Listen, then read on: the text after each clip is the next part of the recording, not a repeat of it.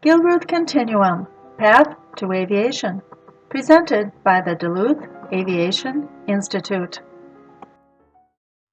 Let's get started at the beginning of aviation in Duluth. Step back in time to the 1900s and think about just how far we have come in our discovery of flight. Look, in the sky. It's a bird. It's a plane. Oh, it's just a plane. To the world in which we live, the miracle of flight has become so commonplace that most people don't even look up.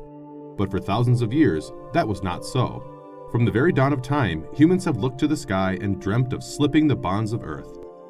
Many plunged, literally, headlong off a cliff in so many failed attempts to achieve their dream. What we as humans wanted was the power and control of the air that birds have.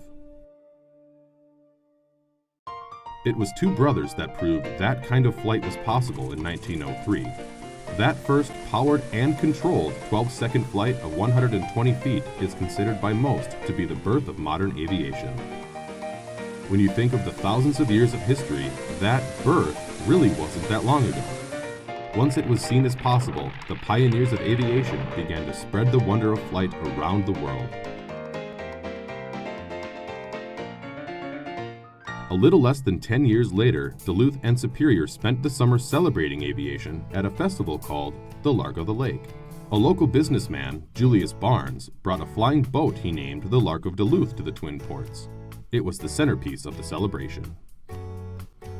That winter, Mr. Barnes sent his plane to St. Petersburg, Florida, to be the first plane of the St. Petersburg-Tampa airboat line, the world's first airline using airplanes. The airline only lasted a little over 4 months, but those 4 months showed that aviation was more than a novelty. It was a tool that changed the world and made it a smaller, more accessible place.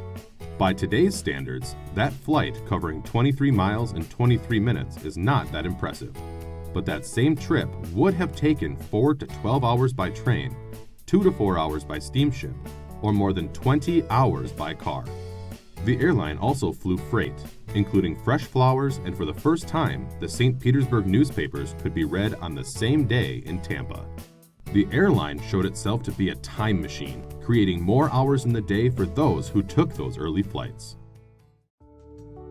In a world without aviation, it would take 2 days to drive from San Francisco to New York, instead of a 5-hour flight. Without aviation, crossing the Atlantic Ocean to Europe would take 4 or 5 days on an ocean liner. By plane, it's a 6 or 7-hour flight. In fact, you can travel from any city on the Earth 12,500 miles to another city on the opposite side in less than a day and a half, thanks to aviation. Think about the mail, or a package you ordered online, a letter sent to Australia. Without aviation, they would take weeks to reach their destinations. Yes, aviation has made the world smaller. It's made the frontiers of this world accessible. It has even brought us to the moon and back and shown us worlds beyond.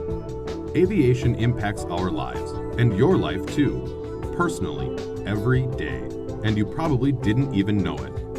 And all of this has happened in a mere blip of human history.